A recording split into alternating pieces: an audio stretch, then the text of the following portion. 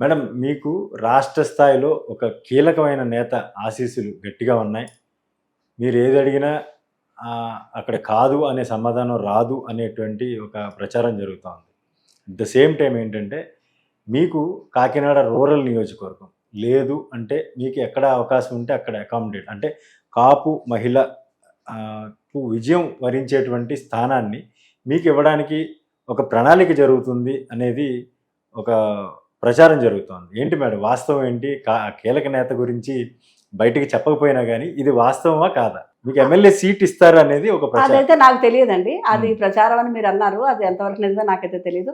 కీలక నేత మాకు కాకినాడ రూరల్ నుంచి నాకు కన్నబాబు గారు ఎప్పుడు సపోర్ట్ చేస్తారండి. నాకు ఏదైనా కావాలన్నా ఒక పదవి కావాలనుకున్నా మన రూరల్ నుంచి కన్నబాబు గారు సపోర్ట్ చేసి నాకు రాస్తారు. అంతెందుకండి, last time MLC Chikkala Ramachandra Rao గారు ఎమ్మెల్సీ ఇది అయినప్పుడు అప్పుడు నేను అడిగినప్పుడు కన్నబాబు గారు వాళ్ళ నాన్నగారు కూడా చాలా వెంటనే రెస్పాండ్ అయ్యి, వాళ్ళ నాన్నగారు అయితే ఇప్పుడు లేరు, దివంగత కురసాల సత్యనారాయణ గారు, ఆయన అయితే నాకు వెంటనే కూడా ఇంకా సార్లు వాళ్ళ ఇంట్లో లేరండి, బయటకు వెళ్ళారు. అమ్మ నేను నీ గురించి చెప్తాను, కాపు మహిళకి లేదు, ఇది కాపు మహిళది కదా, కాపులది కదా, నేను చెప్తానని ఆ రోజు కురసాల సత్యనారాయణ గారు చెప్పడం, తర్వాత సార్ బయట నుంచి వచ్చి రాగానే నేను ఇవ్వడం, నేను చెప్తానమ్మా అని చెప్పారు. నాకు ఏ పదవి వచ్చినా కన్నబాబు సారు అండదండలతో అయితే వస్తుందండి. ఆయన నా కోసం చెప్తారు, ఖచ్చితంగా చెప్తారు, నాకు ఏది సూటబుల్ అనుకుంటారో ఆయన చెప్తారు.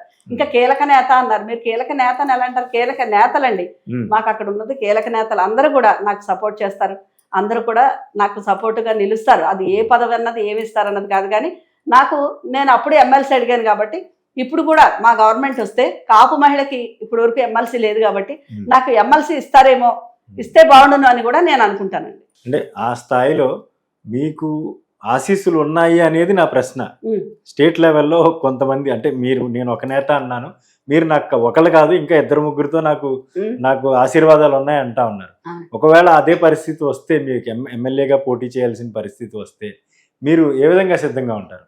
అదైతే నేనైతే ప్లాన్ చేసుకోలేదండి, నేను అనుకోలేదు. నేను అనుకున్నది ఎమ్మెల్సీ కోసం.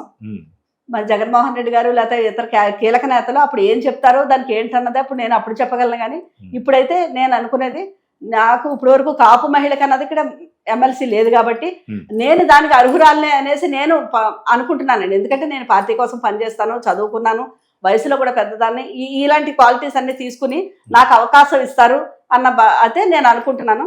మరి కులది మరి అప్పుడు ఎలా వస్తాయో తెలీదు, క్యాస్ట్ ఈక్వేషన్స్ అన్నది రాలేదని అయితే నేను నిరాశపడిపోనండి, నిరాశపడను. పని చేయడం మన జేయం, మనకి ఏది వస్తుందో అప్పుడు చూద్దాం.